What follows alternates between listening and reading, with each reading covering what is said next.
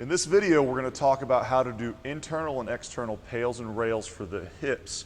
This is a great tool if in your 90-90 position you're really struggling with a lot of cramping, if you're struggling with getting into a proper 90-90 position from just a pure flexibility position. This will also help strengthen the hips and internal external rotation, which is going to protect you from a lot of injuries on the field. So what we want to do is we want to get into our standard 90-90 position. If you don't know much about this position, if you don't know how to get into it or the details of it, go back and watch our 90-90 video, which goes into just the basics of 90-90 position, what it's used for, and how to master it. This is kind of a next level step from that. So first we're going to talk about external rotation of the hip. So that's going to be this front hip in 90-90.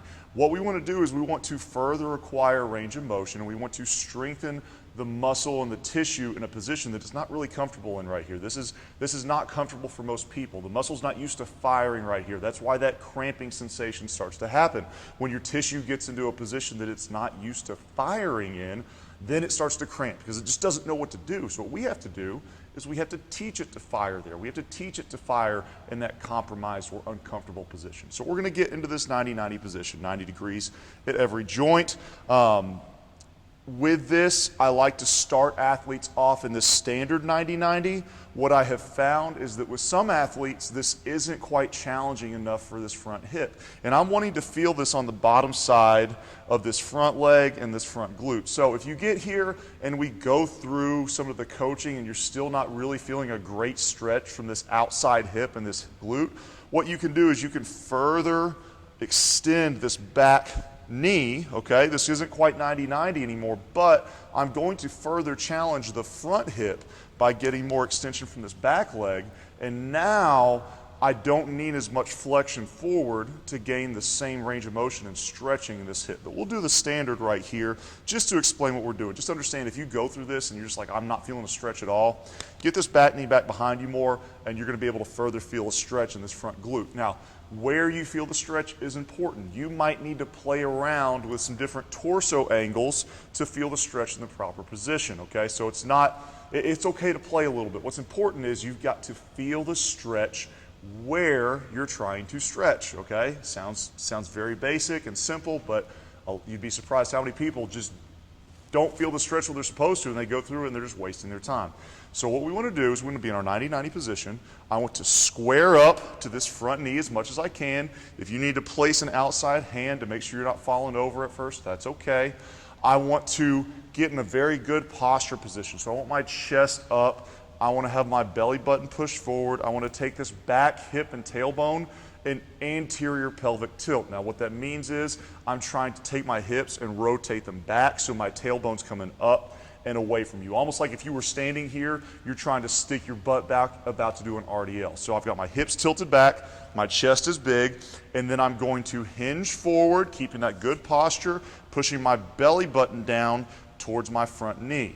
I'm going to go as far as I can into this position until I really feel a strong stretch in this back hip. So for me, that happens right about here. I'm tilting my hips back, my chest is nice and big, I'm pushing into it, and we're going to hold this for 2 full minutes. Set your watch, set a phone in front of you. The 2 minutes is really important. That tissue doesn't start to release until we get 2 minutes into it. So we're going to stretch this for 2 minutes, and at the end of that 2 minutes is when the PAILs and the rails begin. So we'll initiate that by first putting pressure into the ground with my knee, my shin, and my ankle. So I'm in this maximum stretch position. I've been here for 2 minutes. I've started shifting forward. My chest is big. I'm feeling the outside hip. And now with 10% effort, 1 out of 10, I'm going to start pushing into the ground. And as I push into the ground, I'm going to hold that for 5 to 10 seconds. I'm going to ramp it up to 3 out of 10, 30% effort. Keeping that chest big, not changing my posture at all. Then we're going to bring it up to 50% effort. Go ahead and lock your fists down, start squeezing every muscle in your body so you can produce more force. Take it up to 70% effort. And then finally we'll be full effort for 10 seconds. 10, 9, 8, 7, 6, 5, 4, 3, 2, 1. Now I want to hold this position. Don't move anything. Now we're going to gain more range of motion, but we're going to do it by using the opposite muscles that we just used. So now I want to pull my sternum, my belly button further into the stretch.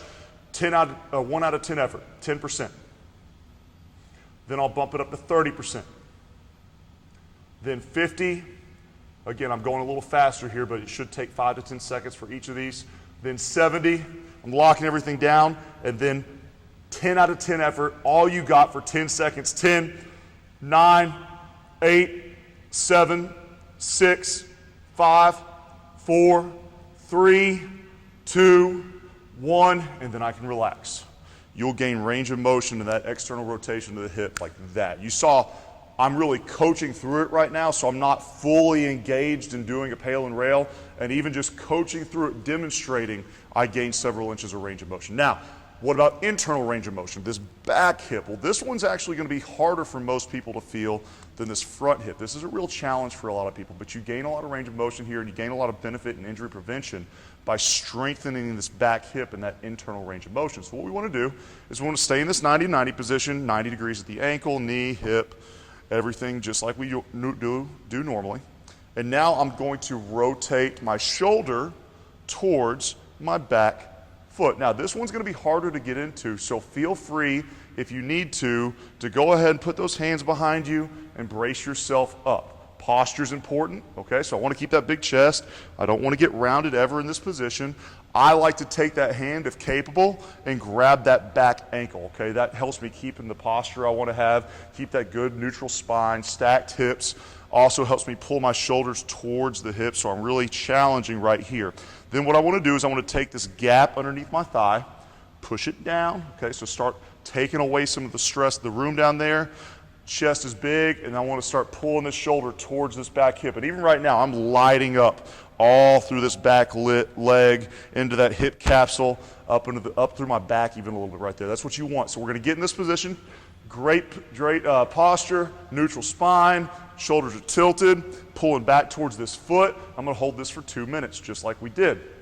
At the end of that 2 minutes is when we begin our PAILs and our rails. So for the initial part of this, where we're starting to push into the ground, it's going to be a little bit different. With this front leg, we did both knee and ankle into the ground full force. On this back leg, I still want to push the knee into the ground a little bit, but I really want to concentrate on the back ankle being my pivot point, where I'm driving force into the ground. So we're right here. We get through our 2 minutes of stretching passively. We're nice breathing during that too. If you look at our PAILs and rails video, you realize I want to have diaphragmatic breathing, just deep breaths the whole time. I want to relax as much as I can while going into the stretch. But now we're going to create tension. I'm going to take that foot and 1 out of 10 push it into the ground.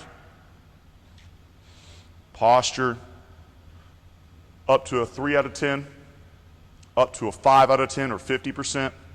Lock everything down, bring it up to 70%, and then full effort driving the foot into the ground. 10, 9, 8, 7, 6, 5, 4, 3, 2, 1. Now is the key.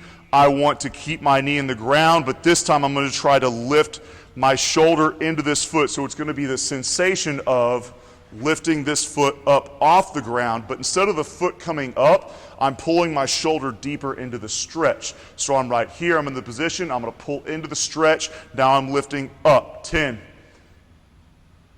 30%, 50%, 70%, and then you're going to pull that shoulder in there for 10 seconds. 10, 9, 8, 7, 6, 5, 4, 3, 2, 1. So those are our 90-90 internal and external PAILs and rails. That's how we're going to gain range of motion in our 90-90 position. You're going to strengthen those hips in a position they're not normally getting into, okay? And it's going to really help us out just with our overall mobility, squat positions.